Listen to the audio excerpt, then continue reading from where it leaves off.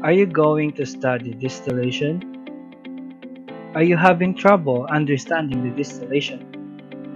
Well, good news for you because today we are going to discuss the distillation column. Hi! Today we're going to talk about column distillation. But first, what is distillation? Distillation is the process of separating components from a liquid mixture using the idea of condensation and selective boiling. Distillation is used for many commercial processes such as in the production of gasoline, distilled water, alcohol, kerosene, and perfume.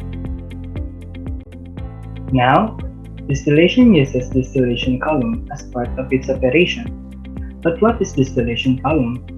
A distillation column is a tall structure that is a major part of equipment used to distill and separate liquid mixtures.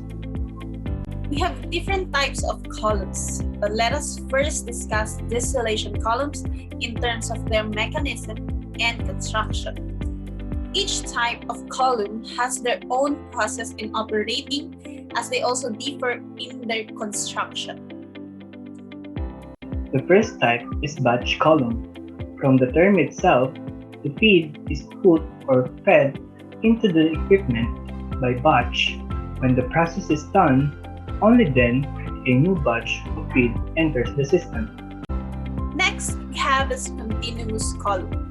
Unlike in a batch column, feed enters the equipment non-stop with a continuous column. This is unless, of course, a problem occurs within the process.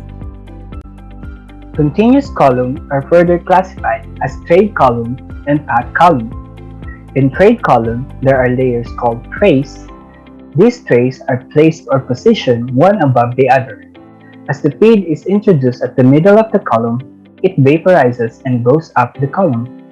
At the top, where the temperature is lower, it condenses and flows down on each tray. With the rising vapor contacting the liquid that goes down, different concentrations of the mixture in each tray are formed. Another type of continuous column is the pack column. Instead of trays, pack columns are layered with packing beds. These beds consist of metal links that cover a large surface area inside the column. Also, pack columns have a distributor which evenly routes the entering liquid among the packing beds. As the liquid runs down the column, it is partially being vaporized by the heat of the rising vapor. Vice versa, the vapors are being condensed by the cooler liquid. In comparing the trade column and the the pack column performs better. Pack columns are known to be shorter than the trade columns. Thus, if they are made to have the same height, the pack column will be more efficient in separating liquid mixture. Also, pack columns give extra interfacial area for the liquid vapor contact. Now we have different types of distillation column in terms of their use. Distillation columns can also be classified and identified based on their purpose. Each type performs a specific kind of separation. First, we have the absorption and stripper column. These two are usually used as partners. One common example of their use is in the production of petrochemicals. First, components, usually hydrocarbons, from a gas stream are absorbed by solvents or oils. Then the component-rich solvent is stripped down in order to separate and recover the components from them. Next type is the fractionation column. A fractionation column is commonly used for feed that have multiple components in them. The most common example use of fractionation column is in the processing of crude oil. A fractionation column completes simultaneous distillations in one operation. That is why numerous compounds or substances can be derived from one type of feed. Now we have types of distillation column in terms of their feed type. Distillation columns also differ based on the nature of the feed that enters the column. First, we have the binary column. It has a feed of two components only, or simply what we call a binary mixture. Also, we have a multi-component column where the feed is a mixture of 3 or more components. Now, let's discuss the main components of distillation. Components can either be used as an enhancer for the material flow or as a heat and energy transfer component. First, we have the column, of which there are numerous types, just as we discussed earlier. This is where the separation occurs. Next, we have the trays and pour plates, which are internal parts of the distillation column. Specifically, we have the bubble cap tray, the sieve tray, and the valve tray. First, the bubble cap tray has risers or chimney-like structures with caps on them.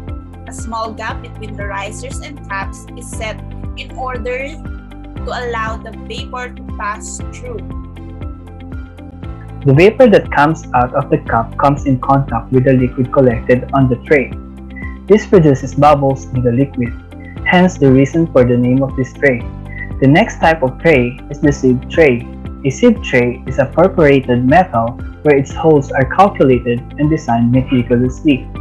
With the right size, number, and arrangement of the holes, the vapor passes through the holes without the water leaking down them. Lastly, we have the valve tray.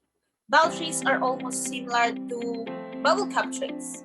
The only difference is that the caps in the valves are movable or liftable.